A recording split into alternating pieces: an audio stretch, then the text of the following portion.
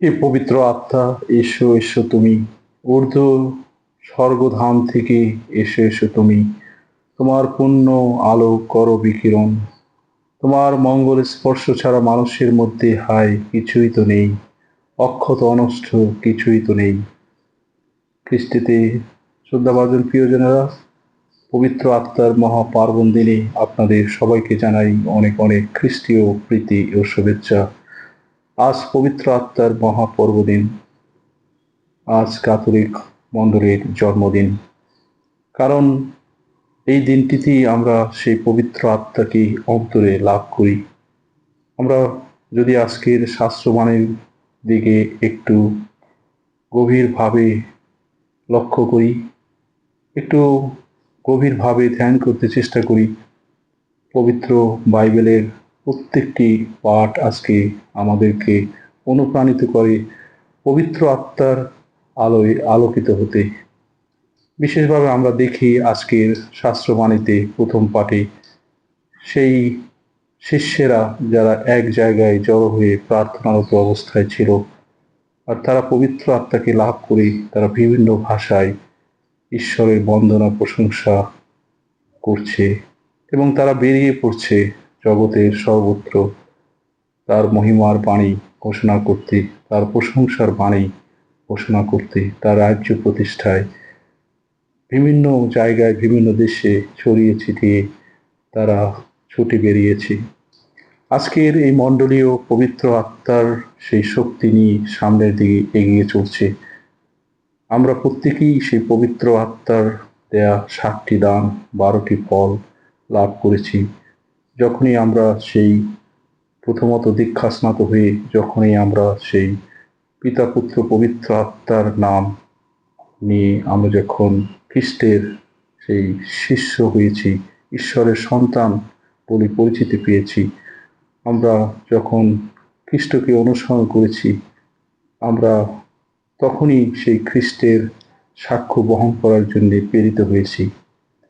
আমরা সেই পাপের ক্ষমা লাভ করার মধ্য দিয়ে আমরা যিশুকে অন্তরে নিয়ে আমরা বেরিয়ে পড়েছি ঈশ্বরের বাণী ঘোষণায়।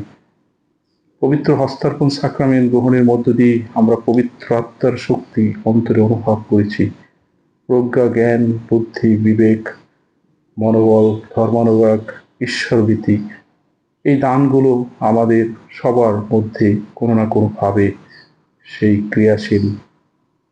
আমাদের দৈনন্দিন জীবনে আমরা এই পবিত্র আত্মার দানগুলো আমাদের অন্তরে কাজ করছে।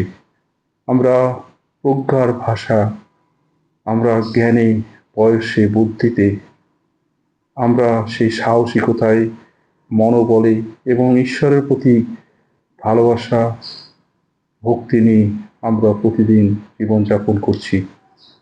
পবিত্র আত্মার পর্বদিনে ঈশ্বর আমাদেরকে সেইভাবে পরিচালিত করেন যেন আমরা সত্যকে চিনি, যেখানে অসত্য সেখানে যেন সত্য প্রতিষ্ঠা করতে পারি, অন্ধকারে আমি আপনি যেন আলোর মানুষ হয়ে উঠতে পারি, আমরা যেন অন্যকে সত্যের পথে নিয়ে আসতে পারি। আজকে আমরা যদি সেই মঙ্গলবাণী দিকে একটু বিশেষভাবে লক্ষ্য করি, সেখানে দেখব যে প্রভু যীশু পুনরুত্থানের পরে বেশ কয়েকবার বিভিন্ন ঘটনার মধ্য দিয়ে শিষ্যদের সেই ভীত সন্ত্রস্ত হৃদয়কে সেই সাহসিকতায় এবং আশায় ভরিয়ে তুলেছেন। শিষ্যরা উপলব্ধি করতে পেরেছে যিশুই হলেন সেই পুনরুত্থিত প্রভু যীশু, যিনি তাদেরকে একা ফেলে যাবেন না।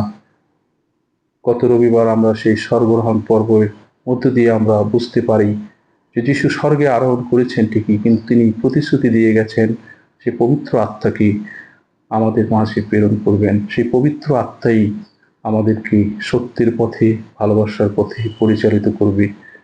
আর পিতা, পুত্র, পবিত্র আত্মা মিলে এই এক ঈশ্বরে আমি আপনি যখন বিশ্বাস করি, আমি আপনি যখন সেই ভক্তি নিয়ে, ভালোবাসা নিয়ে আমরা যিশুর সেই শান্তি, শুভেচ্ছা যখন অন্তরে উপলব্ধি করি, তখনই পবিত্র আত্মা আমার আপনার জীবনে সে সক্রিয় হয়ে সামনের দিকে এগিয়ে যেতে আমাদের সাহায্য করেন।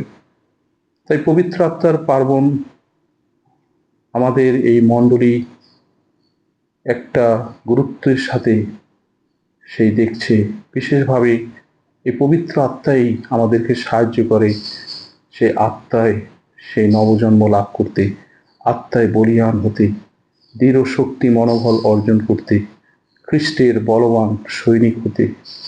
পবিত্র আত্মাই সাহায্য করে যেখানে অন্ধকার সেখানে আলো জ্বালাতে, যেখানে হতাশা সেখানে আশা সঞ্চার করতে, যেখানে সেই বিভিন্ন ধরনের সে মন্দতা রয়েছে সেগুলো দূর করে সেই ভালোর, সেই পাপের ক্ষমা, যেভাবে প্রভু যীশু সেই শিষ্যদের সেই দায়িত্ব দিয়েছেন, ক্ষমতা দিয়েছেন, তোমরা যাদের পাপ ক্ষমা করবে তাদের পাপ ক্ষমা করা হবে, আর যাদের পাপ ক্ষমা করবে না তাদের পাপ ক্ষমা না করাই থাকবে।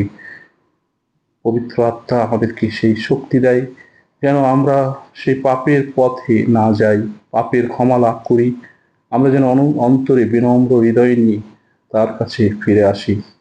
তাই পবিত্র আত্মার এই পর্বদিনটি আমাদের সবার জন্য আনন্দের দিন। আজ এই মণ্ডলীর জন্মদিনে আমরা বিশেষ প্রার্থনা রাখি যেন আমরা পবিত্র আত্মার শক্তিতে, পবিত্র আত্মার কৃপায় আমি আপনি যেন দৈনন্দিন জীবন সুন্দরভাবে যাপন করতে পারি।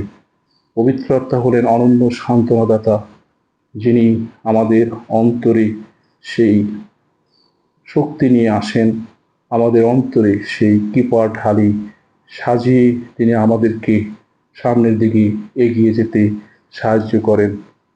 তাই আসুন আমরা সেই পবিত্র আত্মার কৃপা আশীর্বাদে জীবনযাপন করি, পবিত্র আত্মাকে সঙ্গে নিয়ে আমরা পথ চলি।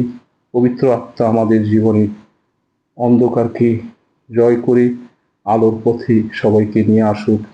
এই আলোয় আমি আপনি শান্তিতে জীবনযাপন করি।